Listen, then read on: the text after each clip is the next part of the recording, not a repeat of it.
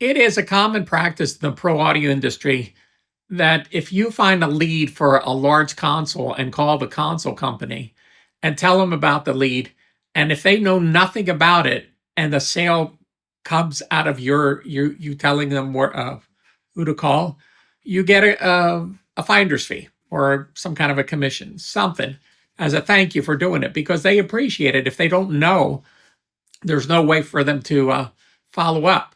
So and I've done this more than a few times, and people are pretty honorable. But I did one. There was a studio in Delaware. It was called Kendall Studios. It was John Stork had designed this thing, and the guy that was running the studio, he eventually got it all done, but he was in his 90s when he got it all done, and he passed away. And eventually, the studio got liquidated. I think it was like a couple of years ago, but at the very beginning, they were asking me for pricing on gear, and then they were telling me that they wanted to put an API console in there. So I called up API and I said, I got a lead for you. It looks hot. It looks like they're going to buy this console. It was like a 32 channel 1608, something like that. I guess it was, I don't know, $100,000 the way they have it configured. And I talked to the salesman there, and he knew me, Mark Seaman, and he said, George, if it comes through, we'll send you a commission. And so I had the deal done. Well, a few months went by.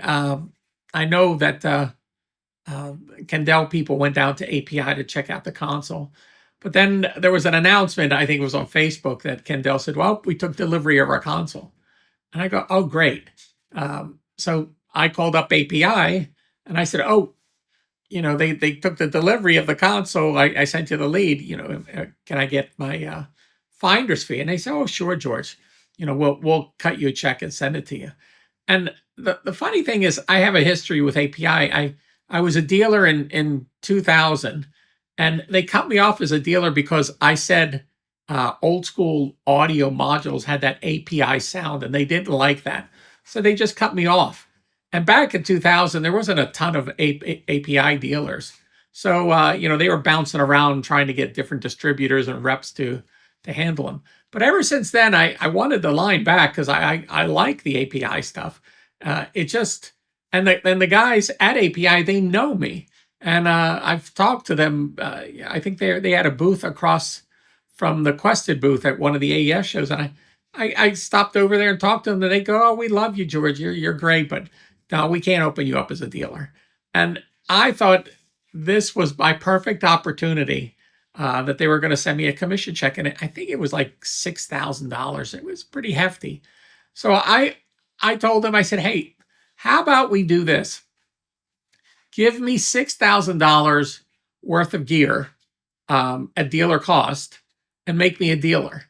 And then you don't have to give me a finder's fee. So it's kind of helps me get my inventory so I can start off and start selling your stuff, because I always thought the API stuff is great sounding gear. And they said, no, we'd rather not. And I go, why? They said, oh, we know you, George. You're a really great guy, but we don't really need any more dealers, and we'd rather just write you the check and send it off to you.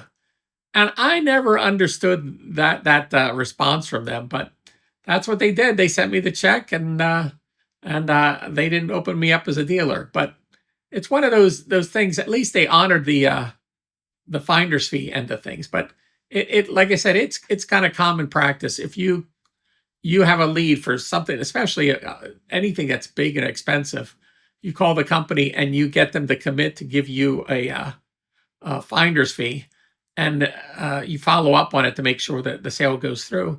They'll send you the money, and sometimes it's pretty substantial. So there's my story about API. I may have said it before, but I'm losing track because we're over 800 stories now, and this one may have been one that I talked about a long time ago. But there you go. No, I still love API as a company. I think they make a great product. It's just something weird. I think they're a little touchy down there. Okay, there you go.